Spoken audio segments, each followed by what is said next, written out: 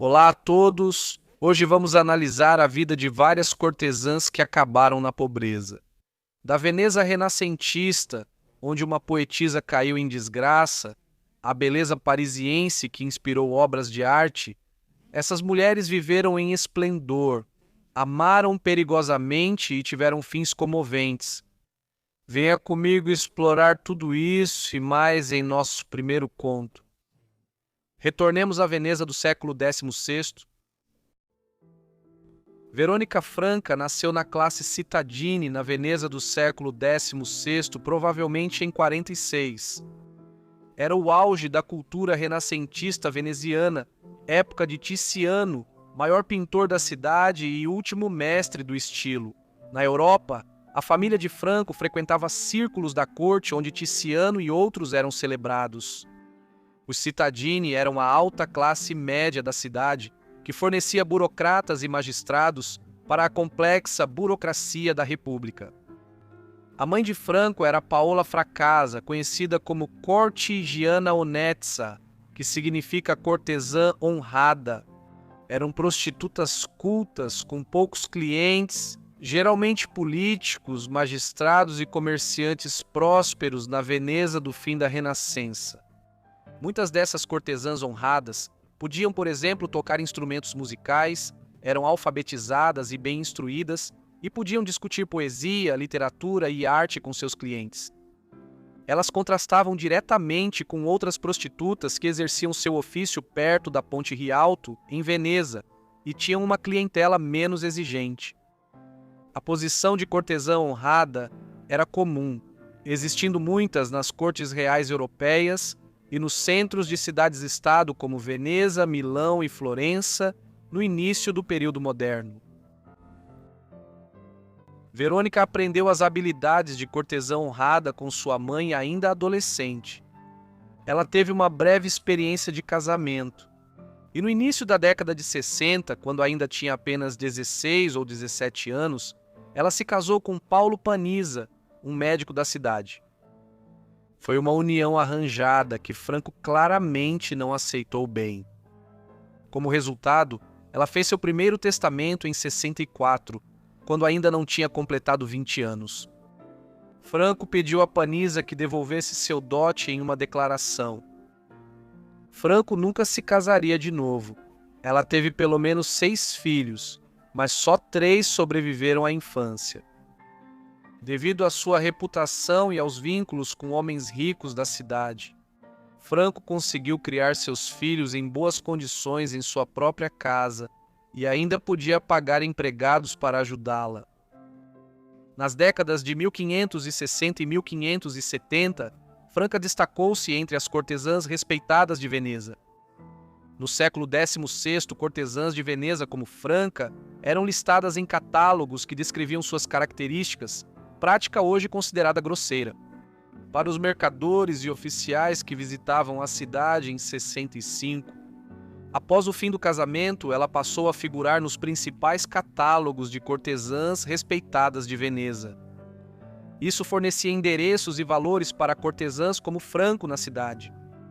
Esses catálogos eram práticos em uma cidade que teria abrigado até 11.000 prostitutas e cortesãs no século XVI. Evidently, Franca era uma das cortesãs mais conhecidas nos anos 60, quando começou a escrever um Novo Testamento em 70. Os indivíduos que foram listados como executores desse testamento eram, por exemplo, membros da elite da sociedade veneziana. Um deles era Lorenzo Morosini, membro do Conselho dos 10 de Veneza, que junto com o Dux, o principal magistrado de Veneza, comandava efetivamente a República Mercante. Outro era Ludovico Ramberti, membro de uma das famílias mercantes mais poderosas de Veneza. Rambardi provavelmente era um cliente importante de Franco, pois também mandou redigir seu próprio testamento. 70 generosamente deixou uma casa em um terreno perto de Veneza para um dos filhos de Verônica, filhos. Frequentemente faltam detalhes sobre a vida de Franca. O testamento de 70 destaca que, como cortesã respeitada aos 20 e poucos anos, ela circulava entre as famílias mais poderosas de Veneza. e que ela estava ganhando dinheiro suficiente para se estabelecer como uma dama de uma casa proeminente por conta própria. Na cidade de São Marcos, em 74, Franca adquiriu brevemente seu cliente mais famoso. Em maio daquele ano morreu o rei Carlos IX da França. Foi sucedido por seu irmão Henrique III. No entanto, Henrique estava muito longe de sua terra natal, tendo sido feito rei da Polônia e da Lituânia, no leste da Europa, apenas alguns meses antes. Assim, uma longa viagem de volta para casa começou, durante a qual ele passou por Veneza e teve um breve caso com Verônica Franco. Anos depois, em 80, ela comporia um soneto no qual comentava sobre seu breve caso com o rei francês. O ano após o breve caso de Verônica com o rei francês, a peste bubônica afetou o norte da Itália. A peste negra nunca sumiu totalmente após sua chegada à Europa nos anos 40. E ela seguiu atingindo áreas com surtos intensos. Até o final do século XVII, Veneza foi particularmente atingida pelo surto de 75-1, que durou até 1578. Durante esse período, entre 1/4 e 1/3 da população da cidade, bem mais de 100.000 pessoas, foram mortas no espaço de 36 meses. Antes da medicina eficaz, a quarentena era a única defesa contra a peste. Quem podia pagar fugia de cidades como Veneza durante surtos para evitar a superlotação que facilitava a propagação da doença. Franca estava entre eles, e ela passou grande parte dos 2 anos seguintes ausente da cidade, só retornando em 77, quando a onda da peste já começava a diminuir consideravelmente. Ao voltar, descobriu que sua casa fora uma das várias saqueadas na cidade durante a epidemia.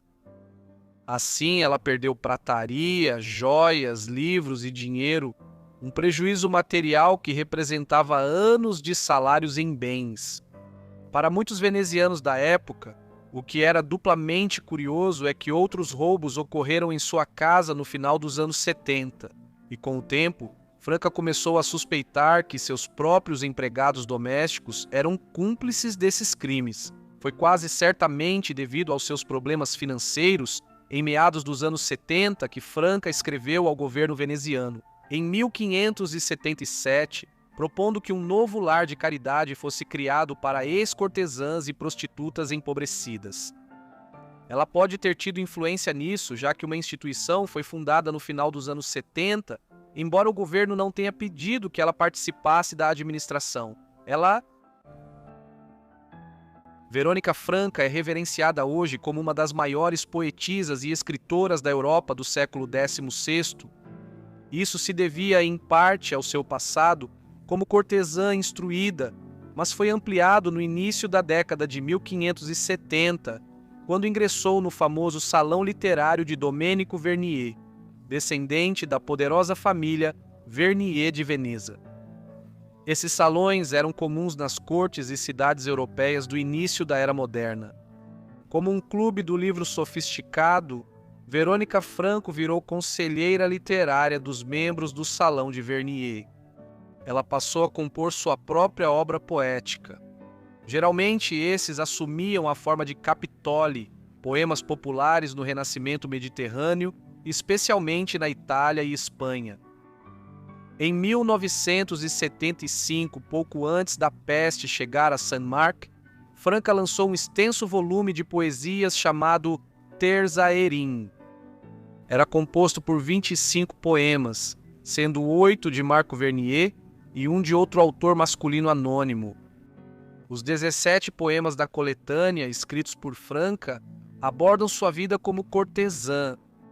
O envolvimento de Franco com seus clientes masculinos também é dramatizado nos Capitoli. Como os poemas da coletânea eram todos dirigidos a um homem específico, cada um deles presumivelmente representava um cliente antigo ou atual. Em 1980, Franca lançou As Cartas Familiares, um compêndio de cartas entre Verônica e seus correspondentes e amantes ao longo dos anos. Por exemplo, a primeira foi escrita para o rei Henrique III da França. com quem Franca teve um breve relacionamento em 74, enquanto ele retornava para assumir o trono. Não se sabe até que ponto as cartas familiares refletem a correspondência real com seus companheiros ao longo dos anos ou são invenção literária. As cartas familiares foram publicadas em 80, quando Franca quase sumia dos registros oficiais. Naquele ano, ela foi acusada de bruxaria por Ridolfo Vanitelli, tutor de seu filho, que afirmou que Verônica fez encantamentos mágicos em sua casa. Essa acusação era comum contra cortesãs no início da Era Moderna. A Europa estava para entrar na fase mais brutal da caça às bruxas, marcada por intensas perseguições que levaram à execução de cerca de 40 mil supostas bruxas no continente. 80 e 16, 20. As acusações contra Vanitelli envolviam uma mistura de clichês comuns sobre bruxaria e também calúnias sobre sua profissão. Nas denúncias, ele a chamou de prostituta pública e bruxa em local público. Invocava o diabo e servia de exemplo para quem persiste no erro. Em outro momento dos depoimentos, ele disse que, se essa bruxa, essa prostituta pública mascarada não for punida, outros também agirão contra a santa fé católica. Felizmente para Franco, a Itália não costumava considerar bruxas culpadas após acusações, mas isso não significava que ela já estava livre do perigo. Felizmente, com a ajuda de algumas de suas conexões poderosas, ela foi absolvida dos supostos crimes, enquanto Franca escapou das acusações feitas contra ela por Vanitelli. Esses fatos prejudicaram sua reputação e, junto com as perdas dos anos 1570, causaram dificuldades financeiras e existenciais depois. Depois disso, tudo isso se agravou quando seu patrono literário, Dominique Vernier, morreu em 82. Depois ela sumiu dos registros históricos. Ela não publicou mais nenhuma obra que conheçamos, e sua declaração de impostos de 82 indica que ela estava morando em uma região de Veneza, onde muitas ex-prostitutas pobres passavam seus últimos anos. Quando ela morreu em 91, com cerca de 40 anos, terminou a vida de uma das maiores poetisas e cortesãs do Renascimento italiano. Agora vamos à Inglaterra, onde uma simples criada virou amante de uma das figuras mais importantes do país. A mulher, que se tornaria uma das belezas mais famosas da era romântica na Grã-Bretanha e Europa, nasceu em Swan Cottage, perto de Neston, Cheshire, Inglaterra, em 6 de abril de 1765. O pai dela era Henrique Lyon, um ferreiro que infelizmente morreu 7 semanas após o nascimento de Emma. Vinda de um contexto relativamente pobre, uma situação que piorou com a morte prematura do pai, Emma precisou trabalhar jovem por falta de opção. Isso ocorreu quando ela era adolescente, algo comum no início da era industrial, a Grã-Bretanha antes da educação primária universal. Aos 12 anos, ela era empregada doméstica e logo se mudou para Londres. Assumiu outros cargos depois. Na adolescência, ela mudou o nome para Emma Hart e iniciou um relacionamento com Charles Greville, antiquário e parlamentar britânico. Entre 1774 e 1790, o relacionamento deles durou 4 anos, durante os quais Emma também teria trabalhado para o extravagante Schumann e para o charlatão James Graham em 85. Greville terminou o que havia sido um longo relacionamento enviando Emma para seu tio, Sir William Hamilton, que na época servia como plenipotenciário britânico na corte de Nápoles, onde ela chegou. Em 1786, Emma se casou com Hamilton em 1791 e, aos 20 e poucos anos, na corte de Nápoles, tornou-se anfitriã. Aqui, ela conheceu grandes figuras literárias europeias e virou tema de vários retratos, incluindo obras de renomados artistas como Gavin Hamilton, Elizabeth Vigée Lebrun e Angélica Kauffmann. Esses retratos mostravam Emma alinhada à retratística clássica e mitológica, frequentemente como Medeia, Ariadne e Cleópatra, e começaram a consolidar sua fama na Europa. Em especial, a representação de Emma feita por James Gillray tornou-se muito conhecida. Acima de tudo, como modelo apenas para trabalhos artísticos, Emma usou seu talento para imitação e construção de gênero da época em seu favor. Ela era, por exemplo, uma excelente anfitriã que conseguia encantar homens poderosos. Isso teria um papel em seu relacionamento posterior com Horatio Nelson.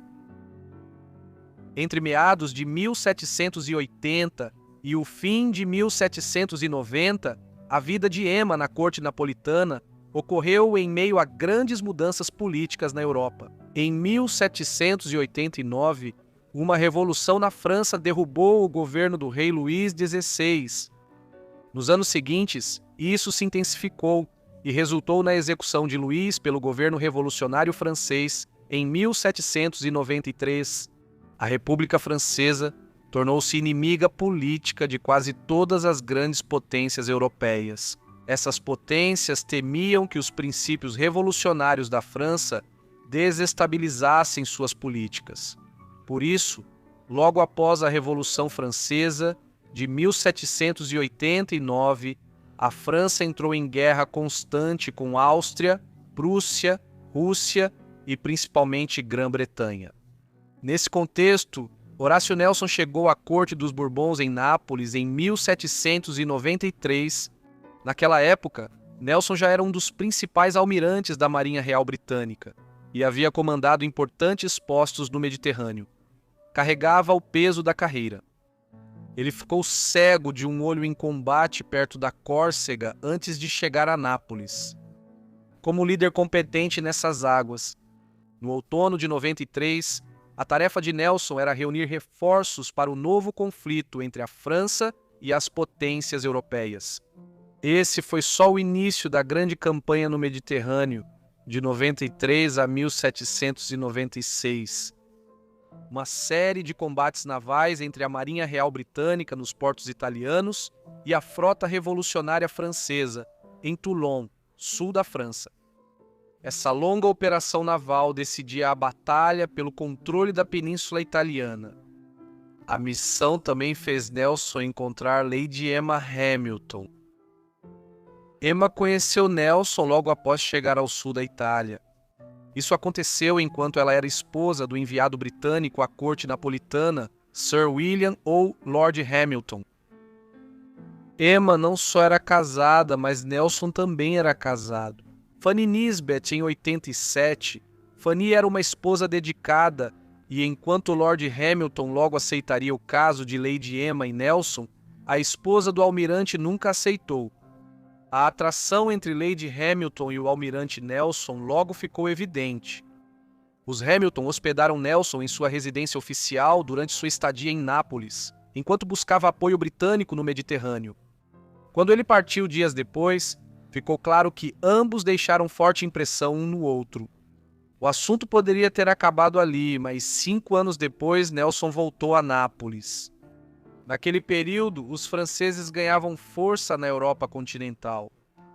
Liderados militarmente por um brilhante general chamado Napoleão Bonaparte, um homem que posteriormente se tornaria imperador da França. No entanto, enquanto Bonaparte podia dominar em terra, Nelson era o maior comandante naval da época, um fato que foi solidificado com uma vitória monumental sobre os franceses na Batalha do Nilo em agosto de 98. Durante a viagem de volta pelo Mediterrâneo, ele parou em Nápoles no fim de setembro de 98. Lady Hamilton provavelmente ficou chocada com a aparência mudada de Nelson. Ele perdera o braço direito desde a primeira visita e envelhecera precocemente pelos anos no mar. Os Hamilton o hospedaram em Nápoles. Logo surgiu um relacionamento entre Emma, de 33 anos, e o almirante, de 40, Lord Hamilton, por talvez muitos motivos que não estão totalmente claros, decidiu fechar os olhos para as infidelidades de sua esposa com o hóspede da casa. Hamilton provavelmente era estéril, e a culpa por não conseguir dar filhos a Emma pode ter contribuído para sua disposição em permitir que sua esposa se envolvesse no caso. Em novembro, notícias sobre o caso de Nelson na Itália já haviam chegado aos jornais britânicos. A partir de então, Lady Emma e seu famoso amante seriam constantemente vigiados pela mídia inglesa. Algumas de suas ações despertaram só interesse casual, mas a alta sociedade britânica ficou horrorizada. A obsessão pelo casal só cresceu nos anos seguintes, enquanto eles e Lord Hamilton voltavam à Inglaterra. Em 99, uma revolta popular em Nápoles levou Napoleão a impor uma nova família real francesa. Enquanto esses eventos ocorriam, muitos membros da embaixada e da comunidade britânica, formada durante as guerras com a França nos anos 90, começaram a voltar para a Grã-Bretanha.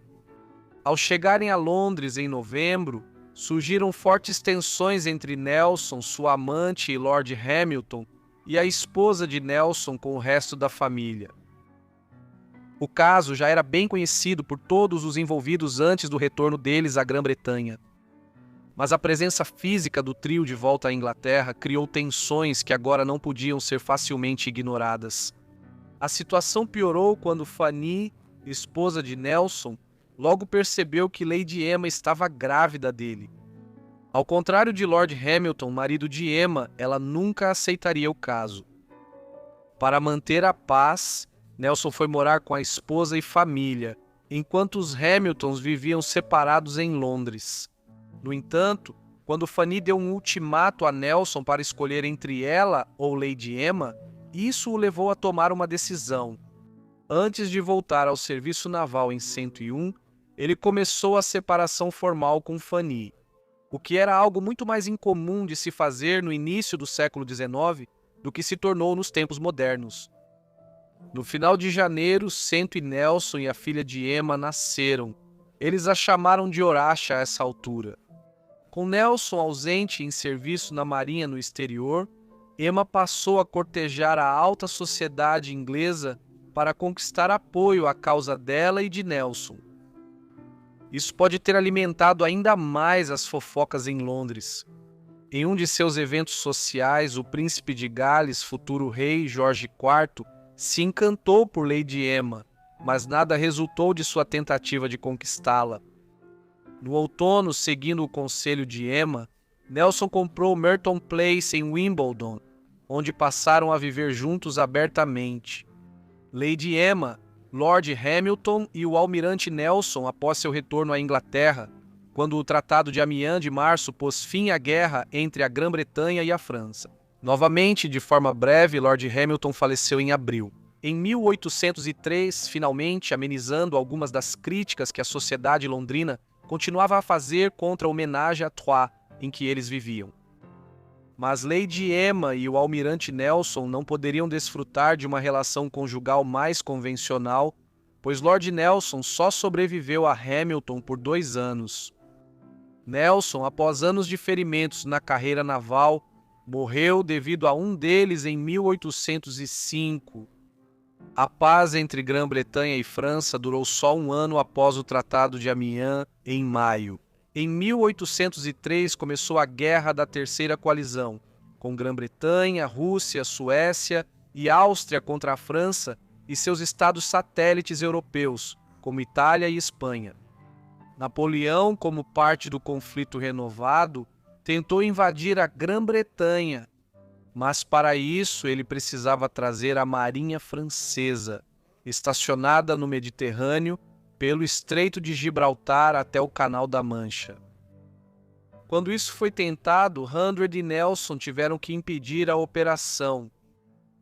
No dia 21 de novembro, a Marinha Real Britânica, liderada por Nelson, derrotou uma frota conjunta franco-espanhola em Trafalgar, na costa sudoeste da Espanha. Agora, nenhuma força de invasão francesa podia ir da França para a Grã-Bretanha. A vitória mais gloriosa de Nelson foi a última.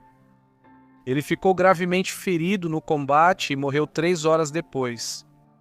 Emma ficou arrasada com a notícia na Inglaterra. Ela ficou de cama por semanas de tristeza. No longo prazo, restava resolver o testamento de Nelson. O Estado britânico queria excluir ao máximo Lady Emma. Na partilha dos bens do almirante, O desejo de Nelson de dividir suas terras e riquezas igualmente entre Emma e sua família legítima foi ignorado. Emma recebeu um pagamento de 2.000 libras, a casa em Merton, e um pagamento anual de 500 libras. Mas, com o custo de manter Merton sendo muito maior do que essa anuidade, ela logo ficou em dificuldades financeiras. Além disso, o pagamento anual de 500 libras tornou-se objeto de uma nova disputa judicial com a família de Nelson. Em 1808, ela já acumulava mais de 15.000 libras em dívidas, e as tentativas de vender Merton fracassaram. O desfecho de todo esse episódio só veio em 1812, quando Lady Hamilton foi brevemente presa por não conseguir pagar suas enormes dívidas. Nos anos seguintes, vieram vários problemas de saúde. Com a ajuda de amigos que arrecadaram dinheiro, Lady Emma e sua filha Horácio conseguiram fugir para Calais, França. No entanto, ela morreu aqui um ano depois, aos 49 anos após sucumbir ao alcoolismo e à obesidade nos últimos anos. Um fim trágico para uma mulher antes famosa na Europa por retratos de sua beleza. Ainda hoje ela é lembrada sendo tema de diversos livros, músicas e filmes no século XX. Notavelmente, o filme de 1973, Legado para a Nação, com Glenda Jackson e Peter Finch, e o romance de 1992 de Susan Sontag, O Amante do Vulcão, um romance. Nossa próxima história se passa na Irlanda do início do século XIX. Maria Dolores Eliza Rosanna Gilbert, mais conhecida como Lola Montez, nasceu em 17 de fevereiro de 1821 em Grange County, Sligo, Irlanda. Por algum motivo, Eliza afirmava que tinha nascido em Limerick em 18. Além disso, essa data está registrada em sua lápide, mas seu certificado de batismo prova que seu verdadeiro local e data de nascimento foram, na verdade, em County Sligo. Em 21, o pai dela era Eduardo Gilbert, um oficial britânico servindo em County Cork, e a mãe dela era Eliza Oliver, filha de um político irlandês rico. Os dois pais vieram de boas famílias. Não se sabe muito sobre a história da família do pai dela, mas a mãe dela cresceu em sua casa ancestral chamada Castelo Oliver, localizada em Limerick. Quando era bebê, Eliza morava com a família no condado de Roscommon, mas após apenas 2 anos, seu pai, Eduardo Gilbert, foi transferido para a Índia. Primeiro, a família foi para Liverpool, Inglaterra, onde Eliza foi batizada na igreja de São Pedro. Depois, eles foram para a Índia em 14 de março de 1823. Após 4 meses de viagem, chegaram em segurança ao novo lar, a milhares de quilômetros da Grã-Bretanha. No entanto, após apenas alguns meses na Índia, Eduardo Gilbert infelizmente morreu de cólera. Na época, Eliza ainda era apenas um bebê, e sua mãe, Eliza Oliveira, tinha apenas 19 anos. Sua mãe agora estava sozinha para cuidar de sua jovem filha. Felizmente, sua riqueza, assim como o que herdou de seu falecido marido, permitiu que ela tivesse uma vida digna na Índia. No ano seguinte, ela se casou com outro oficial, Patrick Craig. Ele se apegou à jovem Eliza e a cuidou. No entanto, ele se preocupava com o comportamento dela, pois era uma menina mimada e travessa. Eliza acabou sendo enviada à Grã-Bretanha para estudar, ficando com os pais do padrasto em Montrose, Escócia. Foi a primeira vez que Eliza teve educação formal e logo se destacou entre os colegas. Tendo acabado de voltar da Índia, um lugar distante conhecido por suas colegas, só pelo tempo que ela passou lá, suas roupas e modos eram vistos como peculiares, especialmente para uma jovem de classe média. Isso frequentemente a tornava alvo de curiosidade e comentários ao conhecer novas pessoas. Eliza prosperava e gostava de toda a atenção que recebia de seus colegas e da comunidade local em geral. Uma professora depois lembrou que Eliza era uma jovem bonita, mas isso era estragado pela sua teimosia. No entanto, Com toda essa atenção, seu comportamento travesso só piorou. Por exemplo, em uma ocasião, durante um culto na igreja, ela enfiou flores na peruca de um senhor idoso. Em outra ocasião, ela supostamente correu pelas ruas nua. Por causa desse comportamento questionável, ela foi descrita como uma garotinha indiana estranha e rebelde. Talvez por isso a mãe dela tenha decidido mudá-la. Aos 10 anos, ela foi enviada para um internato em Monk Wearmouth, Sunderland. A escola era da irmã e do cunhado do padrasto dela e lá ela continuou os estudos. Mas isso não durou. Na escola, ela ganhou fama pelo temperamento explosivo e determinação. Após um ano, ela mudou-se para outra escola em Camden Place, Bath. O motivo por trás disso era que seus pais esperavam que essa educação mais sofisticada a transformasse em uma dama, para que ela pudesse se casar com um cavalheiro rico. Apenas alguns anos se passaram quando a mãe de Elisa tentou casá-la.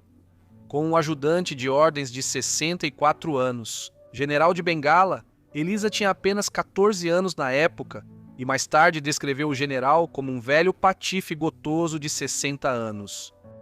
No entanto, ela era uma adolescente astuta que tinha suas próprias ideias aos 37. Aos 16 anos, Elisa fugiu para a Irlanda com um capitão chamado Thomas James. Eles se casaram no condado de Meath.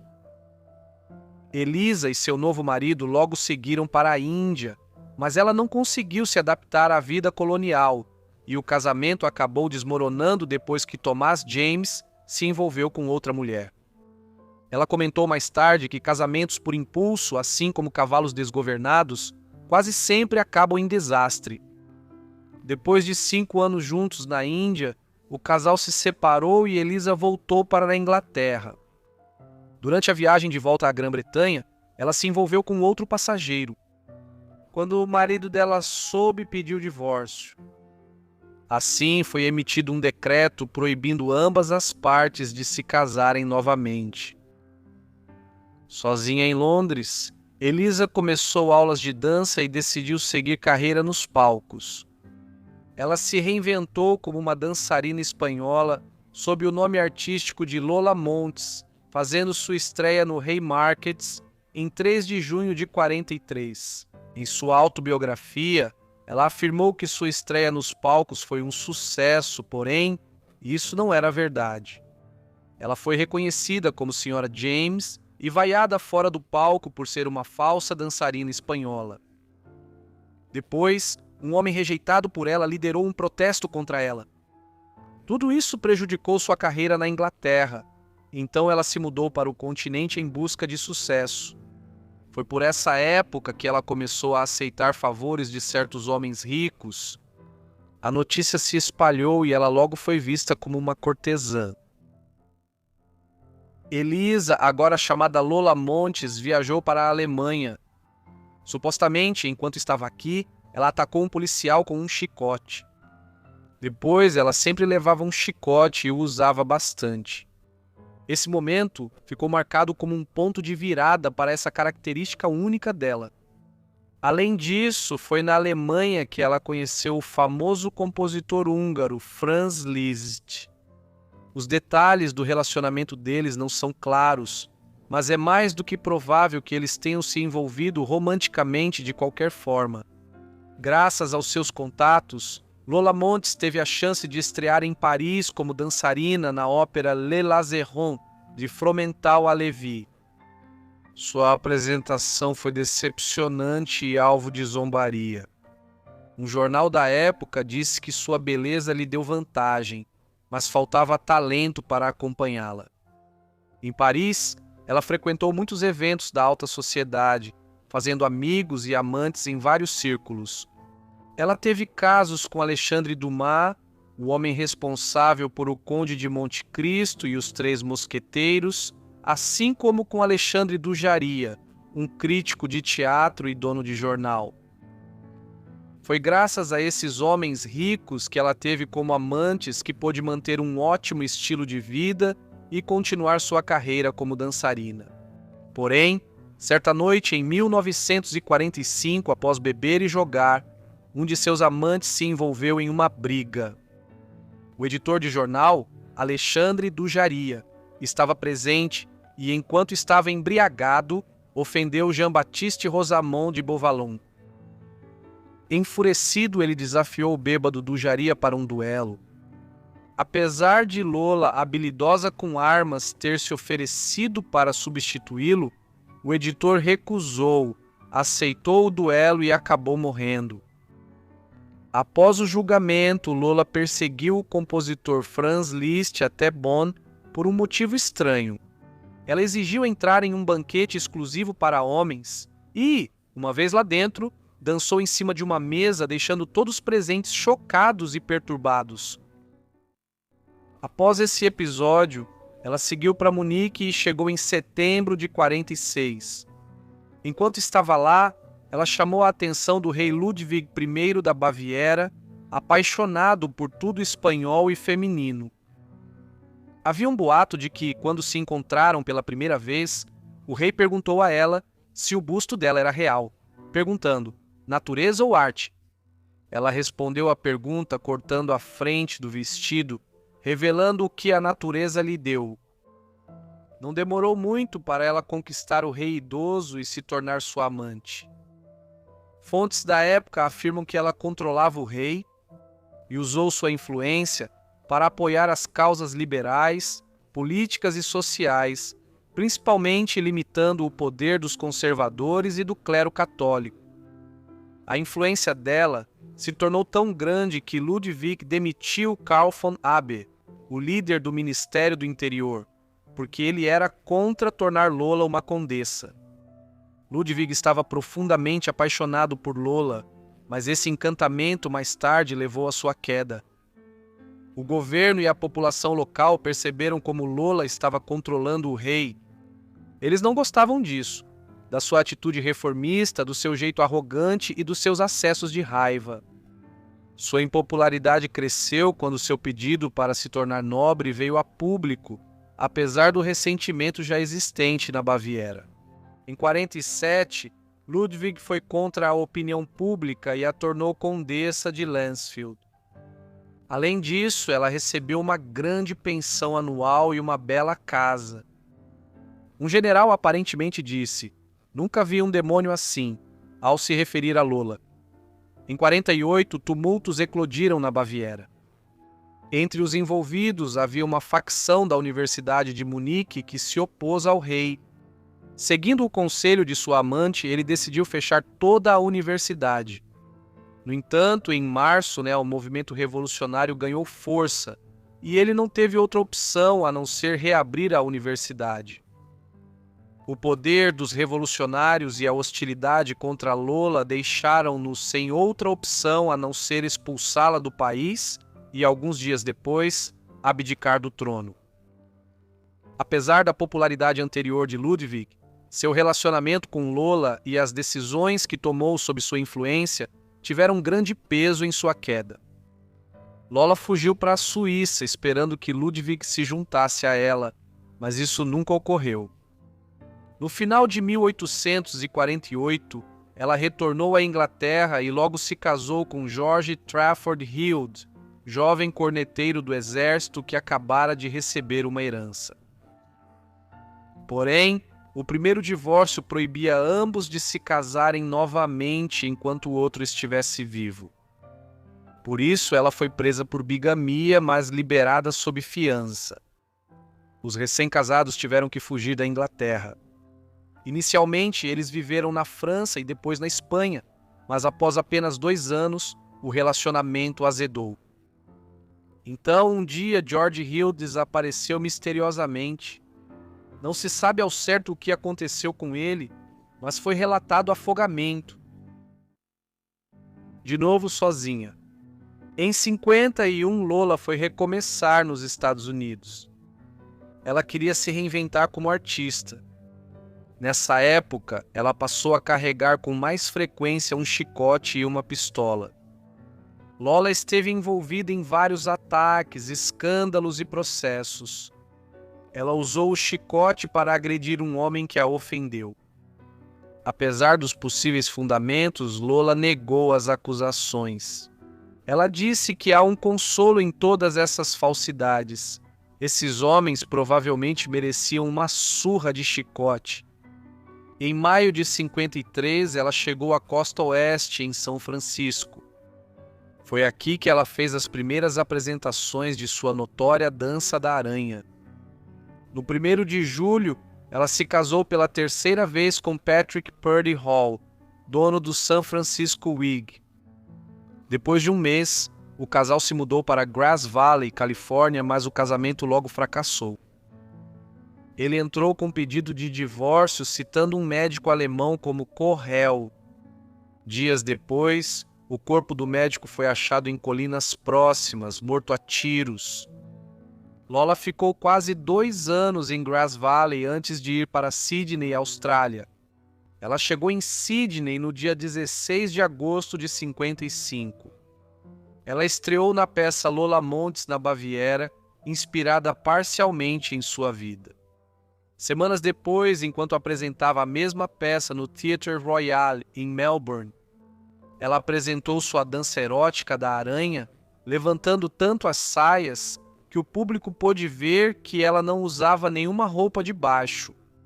Essa apresentação foi vista por muitos como totalmente contrária à moralidade pública, e muitos até pediram que ela fosse presa. Depois disso, ela continuou a viajar pela Austrália com sucesso variado. Sua infâmia aumentou quando ela chicoteou publicamente Henrique C. Camp, o editor do The Ballarat Times, por causa de um artigo negativo publicado sobre ela em maio. Aos 56 anos, Lola concluiu sua turnê e voltou com o empresário Noel Folland para São Francisco. No entanto, uma noite ele caiu no mar e se perdeu. Os detalhes seguem obscuros e não houve investigação oficial. De volta aos Estados Unidos, ela queria retomar a carreira, mas teve pouco sucesso. Aos 30, ela se reinventou como palestrante, contando sua história e de heroínas. Ela também se voltou para a religião e realizou palestras morais na Grã-Bretanha e Eute. Em 1859, mudou-se para Nova York e viveu em paz até morrer. Um jornal escreveu que ela não tem muito a ver com as pessoas do mundo. Lola Montez morreu em janeiro de 1861 devido a complicações causadas pelo estágio terciário da sífilis. Ela está enterrada no cemitério Greenwood, Brooklyn, Nova York. Vamos permanecer no século XIX para nossa última história, mas vamos atravessar o canal para a França. Marie du Plessis, antes conhecida como Alphonsine Rose Plessis.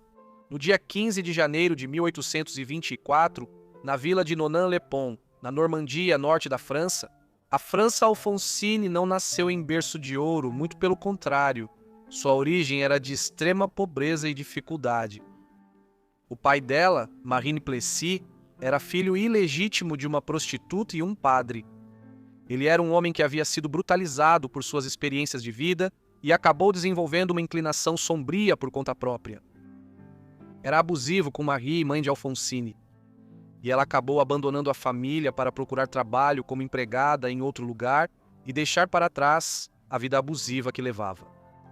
Acredita-se que ela planejava trazer as filhas para morar com ela, mas isso nunca aconteceu.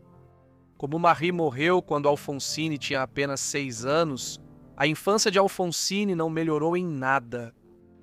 Após a morte da mãe, ela foi separada da irmã e enviada para viver com um tio.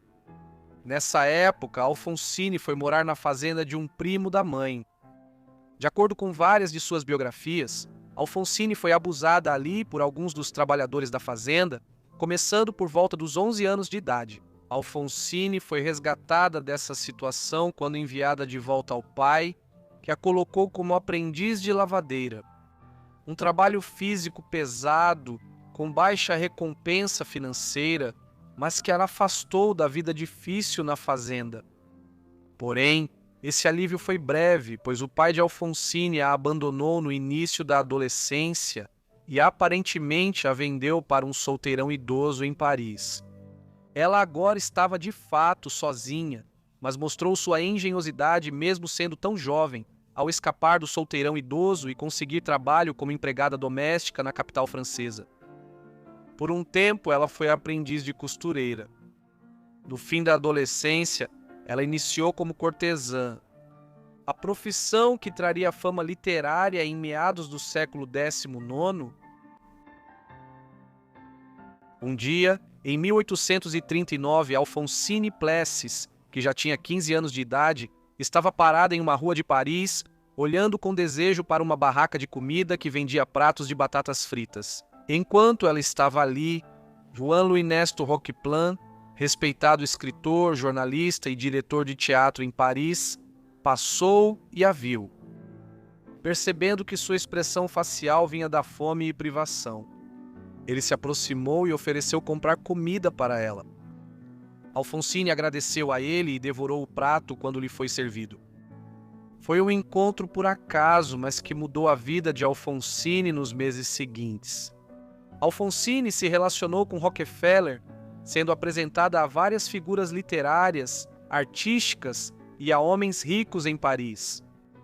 A essa altura, ela já estava claramente se tornando uma jovem atraente. E no início dos anos 40, ela entrou em uma série de relacionamentos com pessoas ricas que conheceu em Paris.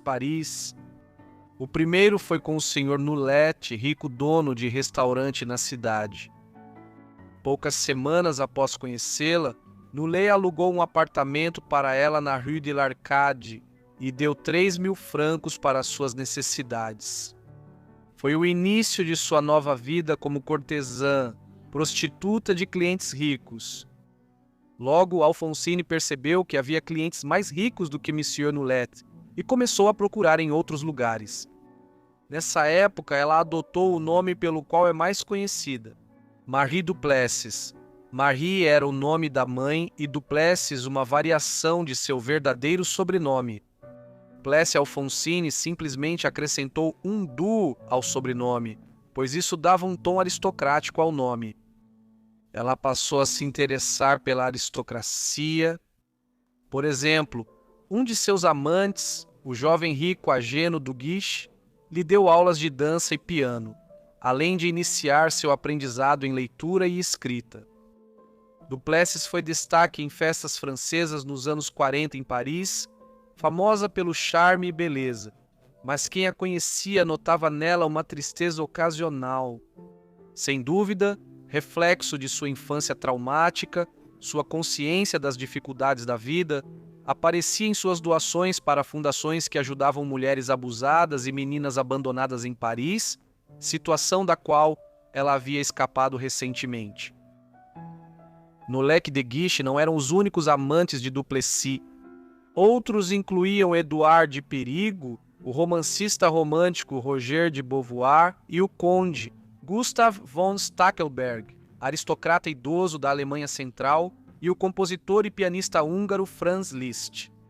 Liszt provavelmente foi a pessoa com quem Marie mais se relacionou e tinha mais afeto. Se ela amou de verdade em sua vida curta, foi provavelmente ele. No entanto, a vida amorosa de Marie é certamente mais lembrada hoje por seu caso com Alexandre Dumas Jr., filho de Alexandre Dumas Sênior. O aclamado autor de romances como Os Três Mosqueteiros e O Conde de Monte Cristo, o filho também tinha ambições literárias, algo que ele realizaria até certo ponto mais tarde em sua vida, embora sempre tenha vivido à sombra do pai.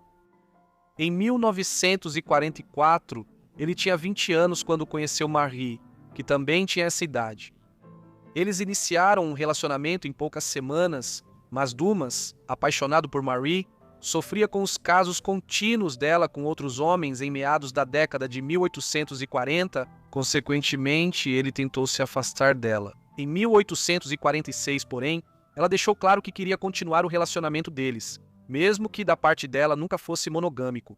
Da parte dela, Marie fugiu para Londres brevemente em 1846, onde se casou com um de seus amantes, o aristocrata francês Édouard de Périgord.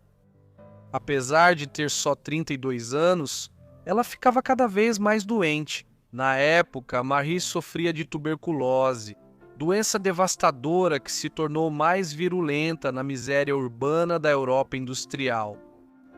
Além disso, pouco se sabia sobre a transmissão, os efeitos e o controle da tuberculose no século XIX.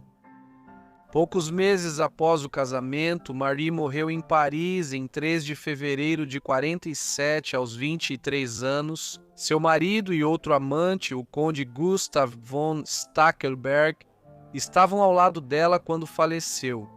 Seu funeral no cemitério João Marta, no norte de Paris, dias depois, reuniu centenas de pessoas, muitas do meio artístico e literário.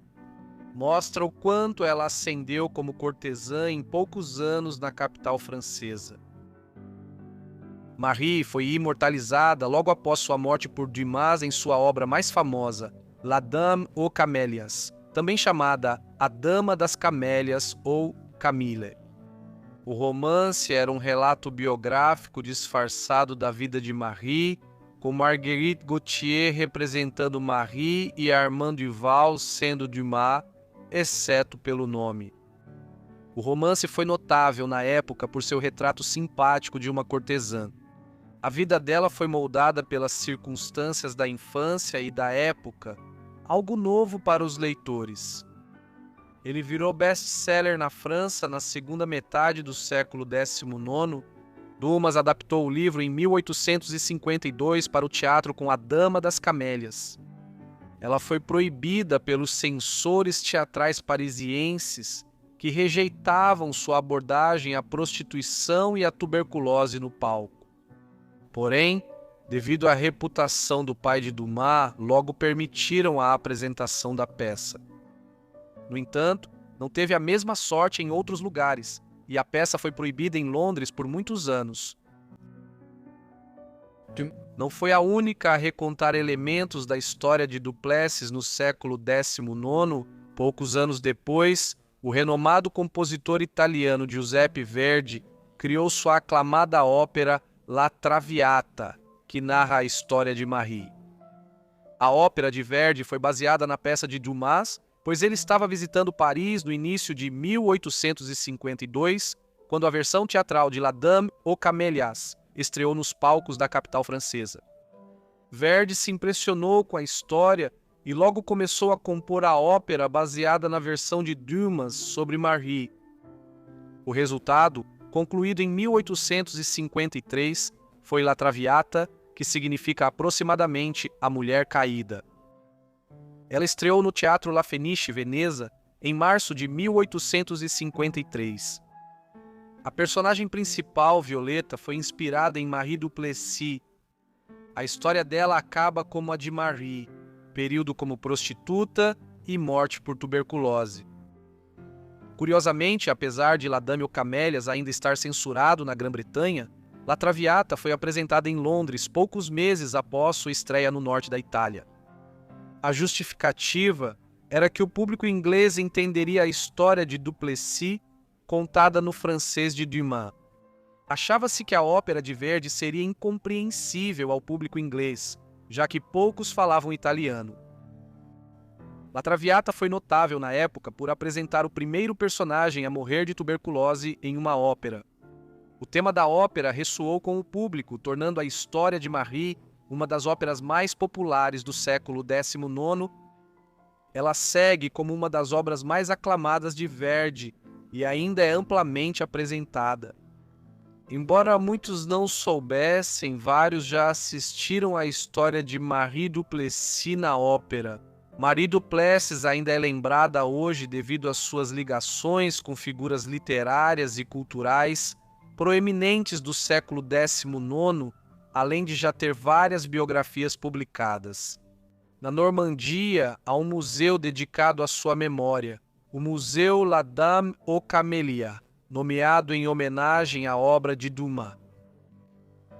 O papel de Marguerite em La Dame aux Camélias, ou Camille, foi um dos mais cobiçados no teatro no fim do século XIX, e a história de Marguerite foi recontada em milhares de apresentações, dos palcos de Paris, a Broadway e Nova York, até os dias atuais.